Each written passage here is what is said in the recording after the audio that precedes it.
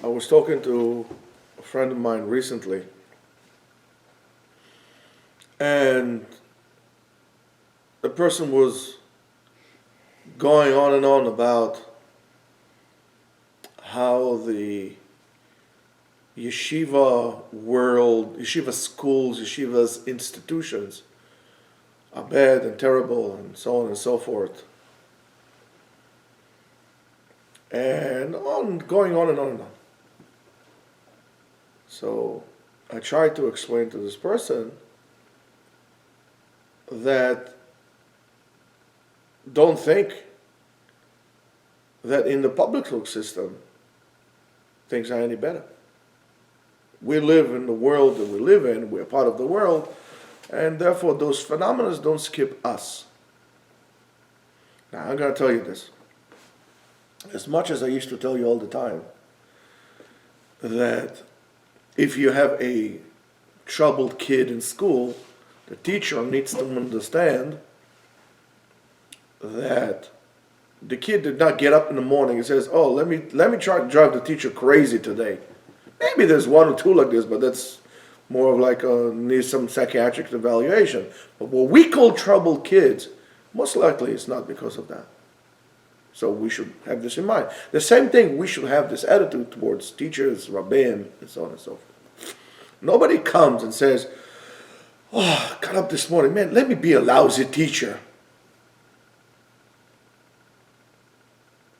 It's just the way things are.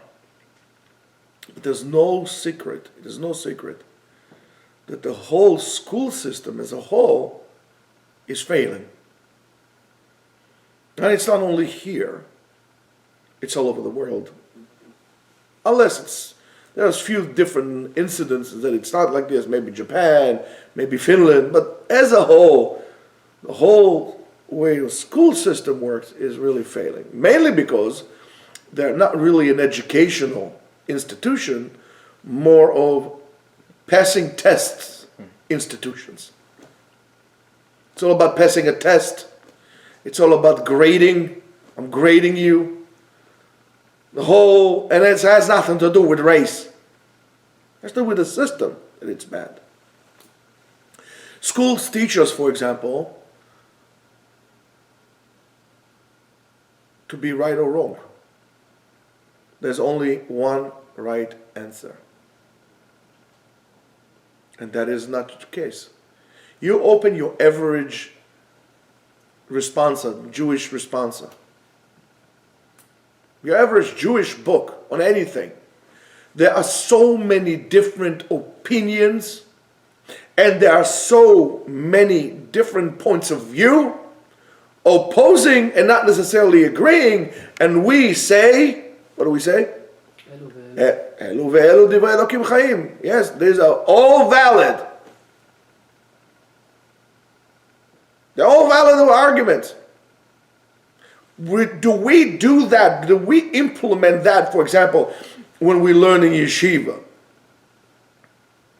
I think the whole problem in terms of having secular studies and religious studies as two different, in one hand I'm teaching him this, and then in the other hand I'm teaching him that, is bad. Instead of taking the model of Jewish education and apply it to secular studies, I think we will get a much better result altogether. And even if we do that, still something is wrong. I forgot this name of this guy, Ken something. He has a tremendous video on TED. I forgot his name. That I felt when I listened to it the first time years ago. I said, "Oh man, he's just using my words." Don't look for it, Michael. Listen to what I'm telling you now. So, and we always try to, by the way, when he says something about killing the creativity of our children or something, that's what schools do. But in that argument that he's using about what schools are failing, something else comes up to the surface that we always choose to neglect. That it's not only the schools are failing, because the schools, who are the teachers?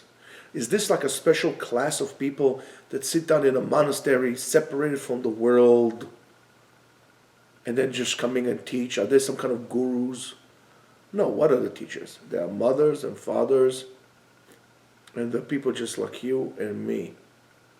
The reason why schools are failing, the reason why we kill our children's growth, is because those teachers are parents just like us.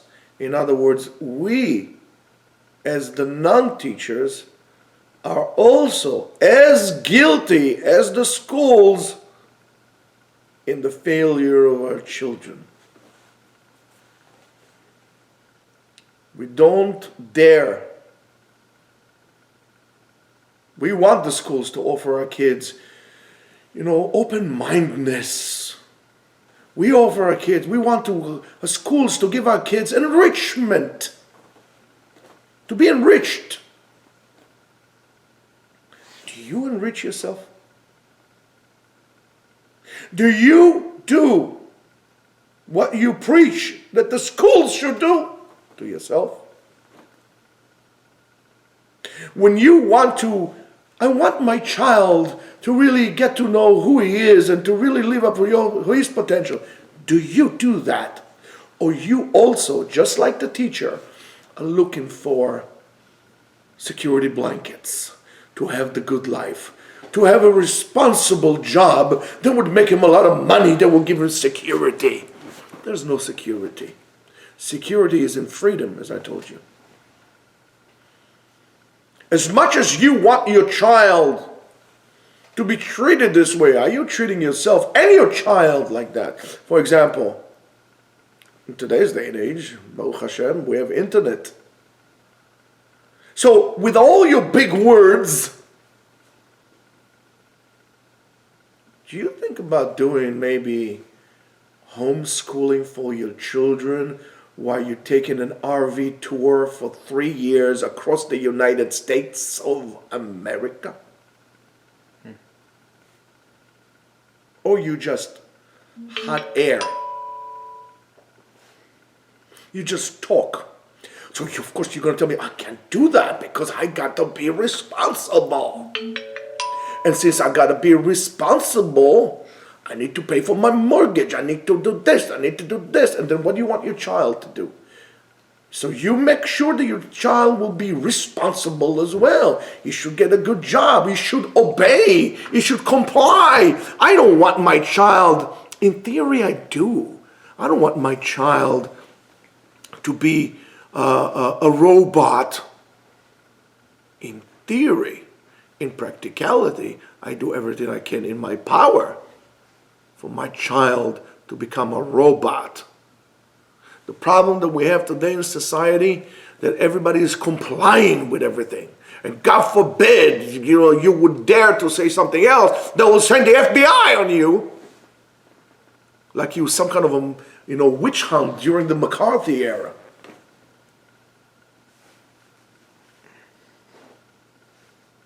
It's all because of us. It's all because of us as parents, that we ourselves don't want to do anything. We put the responsibility on teachers to do that. We're in home, we do the same thing. We don't take responsibility of education of our kids. We talk the talk, but we don't walk the walk. I want to see the parent is going to tell his child, don't go learn an accounting degree. Don't become a lawyer. Don't become a doctor. Why should you do that? Go learn philosophy. Go become a forest ranger. What do you like to do, honey? I would like to be a ballerina. Go ahead, become a ballerina. What do you care about practicality?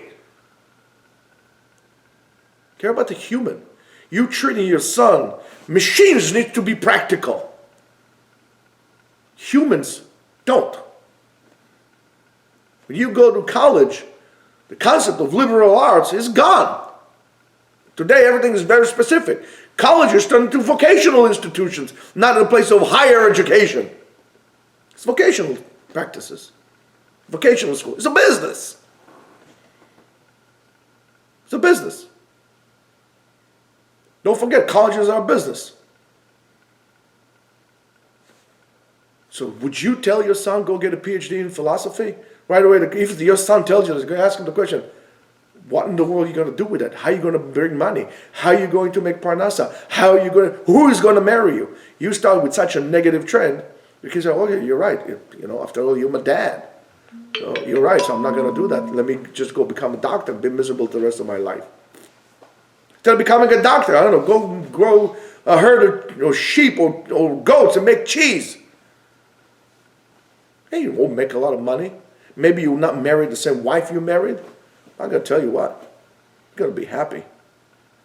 So the reason why people are like this, and that's why people, I think, are fat, that's why people are the way they are, because there is no other way to go about it, to experience themselves. It's just like we are becoming, when people have eating disorders, most of the time it's because they have controlling parents.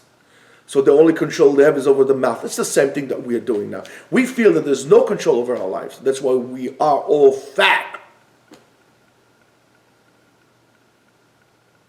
It's time to get real. It's time to get sincere and honest. If you want to do something, if you want to do the best for your kid, you need to live your life like that. If not, don't blame the schools for doing what they're doing. Have a wonderful day.